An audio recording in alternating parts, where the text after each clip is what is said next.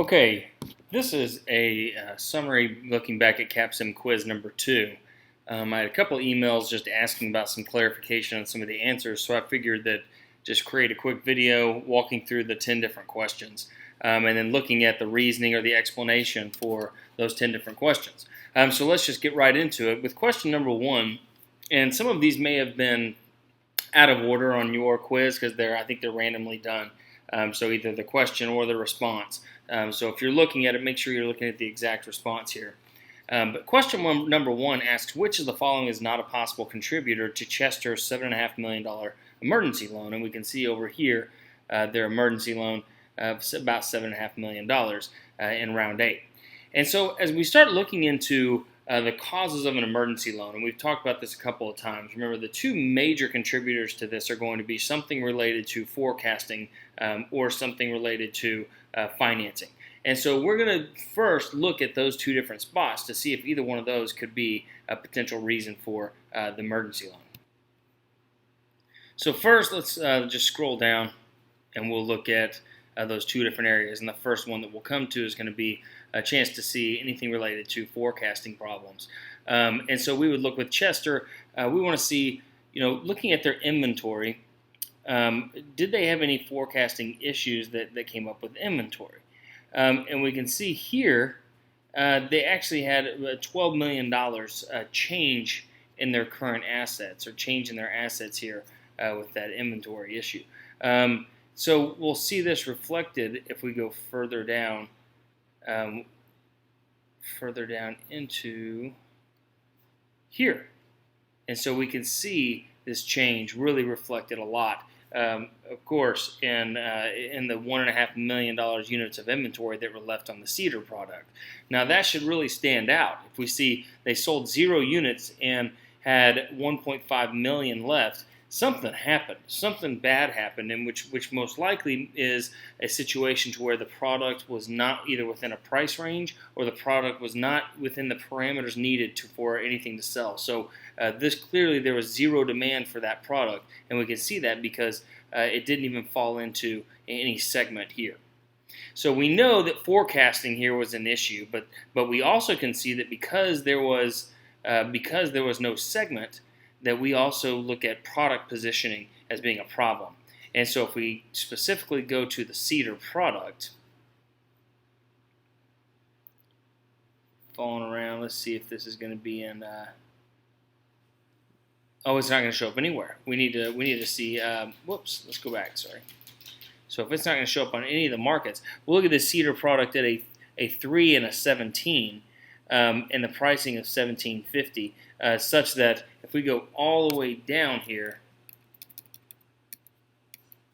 and look here in this perceptual map, we can see that cedar was outside of not just out of the fine cut, but out of the rough cut. And anytime a product moves outside of the rough cut, then it starts becoming, it becomes less and less attractive outside of the fine cut. And once it gets out of the rough cut, the demand for the product goes to 0. So we see 2 problems already here that led to the forecasting issue. One is going to be, the emergency loan. One is going to be the forecasting. The other is going to be the product positioning. Now, the other situation we often see it is going to be with financing. And let's see if there's any financing problems. And we can see here that we had a couple of issues going on.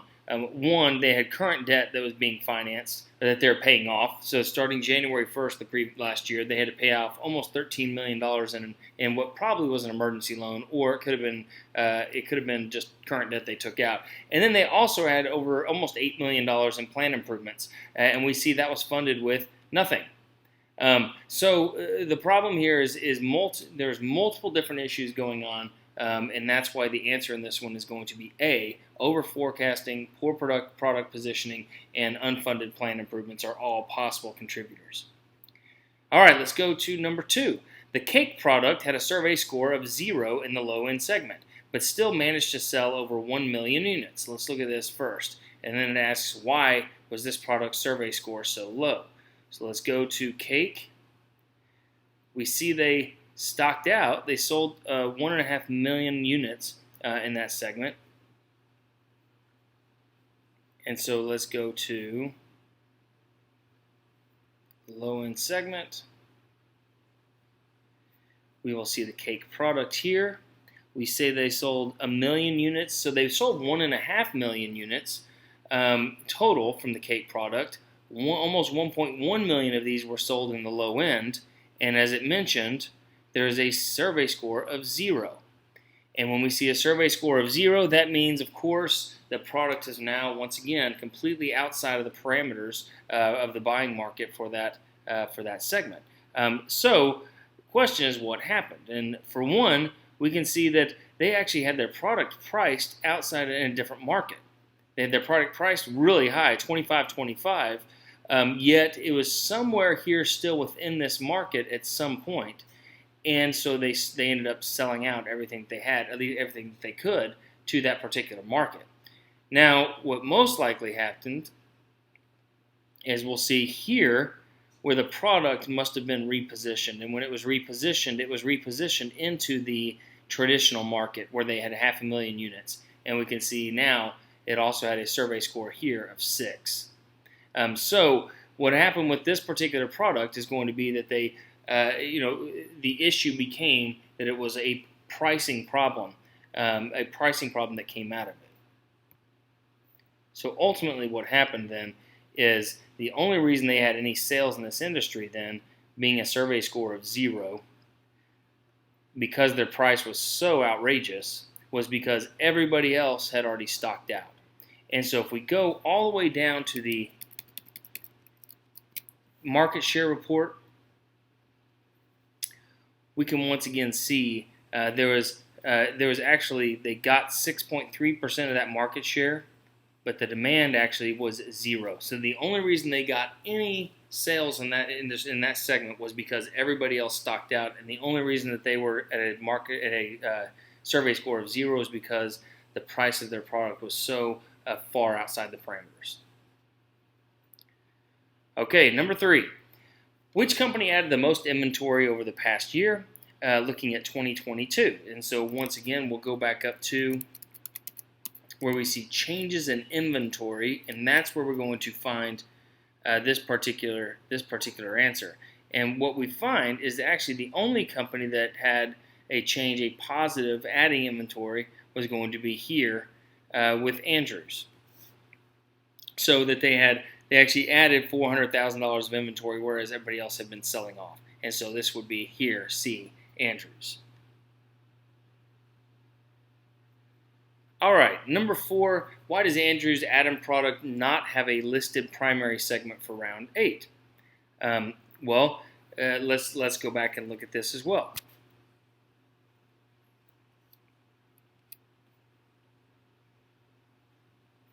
We go to Andrews Atom product, and what we see is the reason it didn't have anything listed was because it had 0 sales in any industry.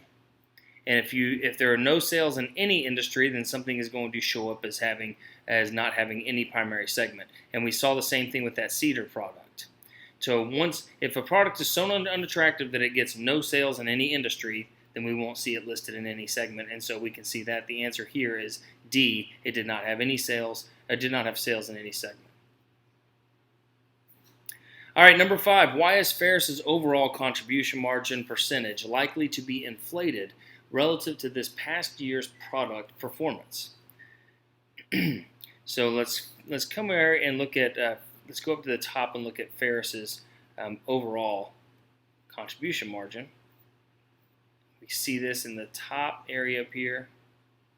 We see their contribution margin of 37.9%. Now, why would that be so high? Or why would this could potentially be inflated relative to past year's product performance?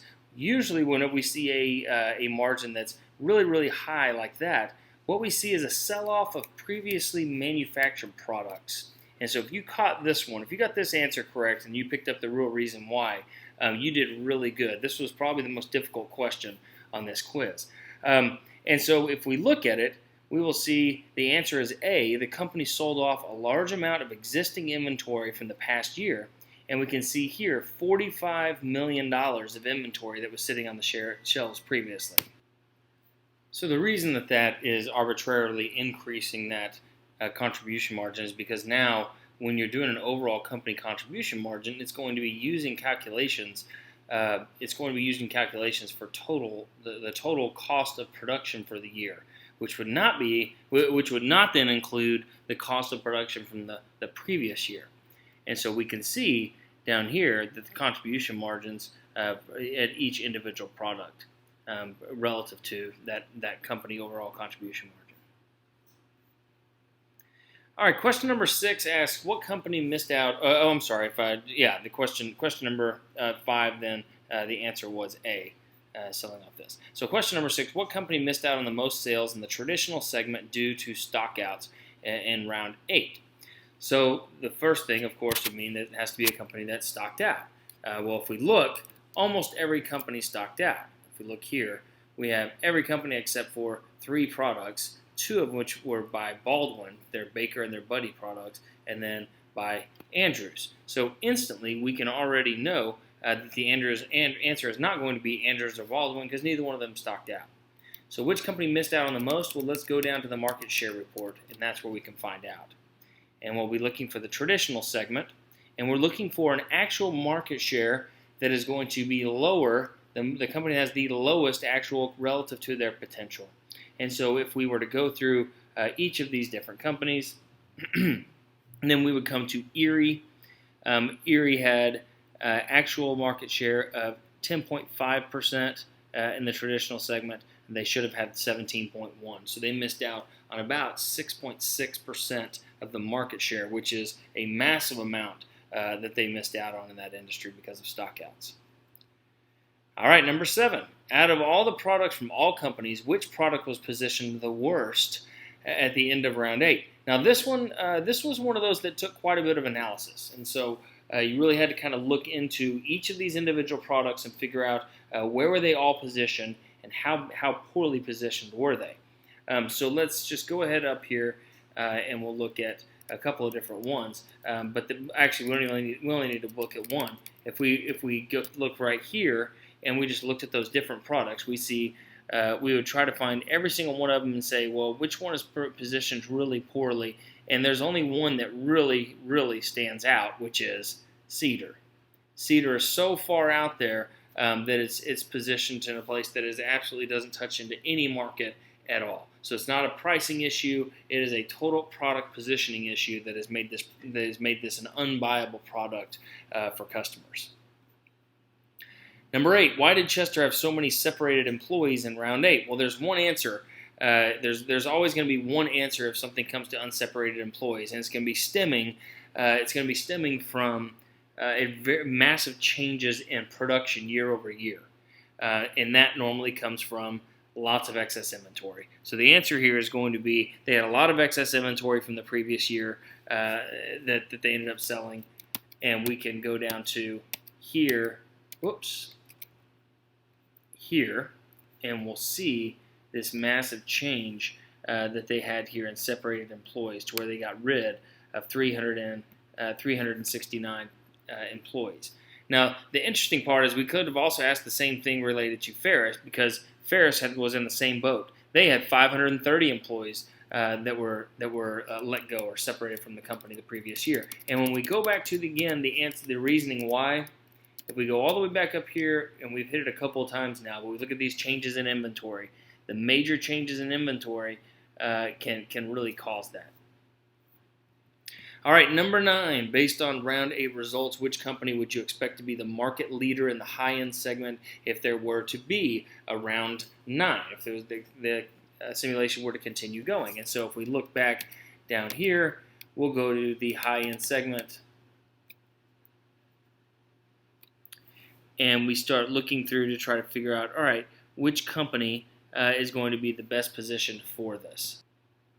And the instant response would probably be, for many, would say, well, Baldwin. They had Bold and the Bid product that were the 2 top products in the industry last year. But again, remember that your market share number is a reflective measure. It doesn't necessarily tell you the attractiveness of products. And so if we look a little bit deeper, hopefully you picked up on that, well, the reason that they had the highest market share, They had decent products. They weren't bad products. We even see their survey scores of a 60 right at the end of the year, which was very competitive. But they didn't have the best products in the industry. They had the most market share because everybody else stocked out. And so Baldwin ended up getting a lot of sales that they otherwise should not have gotten. And so if we look at the end of the year last year, we actually see that Ferris, with their Fist and their Fort product, at 66 and 70, the two most attractive products, are the best positioned now already. And of course, we probably expect them to go ahead and be able to move forward with once again doing a revision in the next year. So Ferris is the correct answer for question number 9. All right, so this brings us to the last question, number 10. Which company is the least equipped to take on additional debt, is what it should say, if the simulation were to keep going forward? And as we look at this, we want to see a couple of things. The most important is going to be what's their cash position, and where are they at financially. So we want to look at clearly. We're going to see a company that has so low of sales, and that's going to be a factor in how much they can actually get, how much access to debt they can have. This company is very, very, very, very low at $53 million. And so that's going to tell us that it's going to be tough, really tough for them to get access to any money. And of course, this leverage ratio is just awful. Being at that, this is a very clear answer for this one.